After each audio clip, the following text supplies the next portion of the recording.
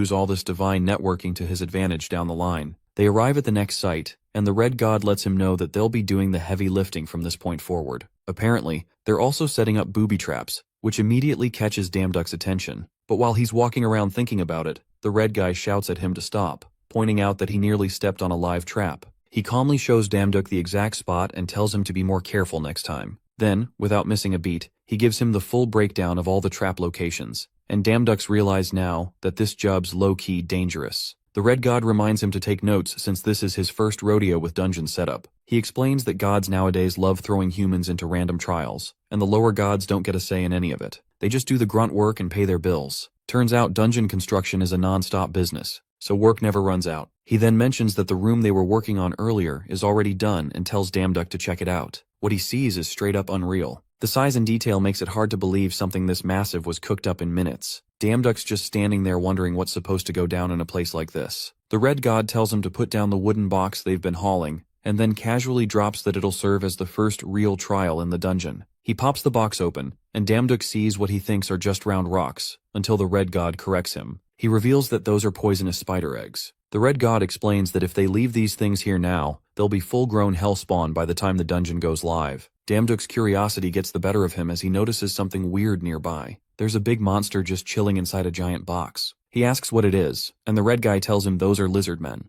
Damduck finds it interesting enough to go poking around and notices a transparent spot under their necks. He reaches out to touch it, but the Red God stops him cold, warning that the creatures haven't fully materialized yet, and that spot is basically a critical hit zone. Next, the Red God leads him to the section reserved for a goblin ambush. He explains that if any humans make it this far, they're basically at the final stretch of the labyrinth. Damduck finds the whole setup shady as hell. And just like that, something moves from a nearby opening. Suddenly, a goblin jumps out of nowhere, scaring the ever-living shit out of our guy. But weirdly enough, the goblin ends up laughing with the Red God, who admits he was just messing with him. Still, when the dungeon officially goes live, these goblins won't be pulling pranks. They'll be lethal and way too clever for comfort, and Damduck knows that better than anyone. With that out of the way, the two finally arrive at the end of the labyrinth. Damduck immediately recognizes it as the boss room. As he's inspecting the place, he gets approached by none other than the hammer-swinging god Thor. Thor greets him with the title of God of Mountains and says everyone's been raving about his work. Damduck thanks him, and Thor notes how weirdly polite this dude is. He asks to confirm that all the monsters have been placed, and the Red God confirms it's all set.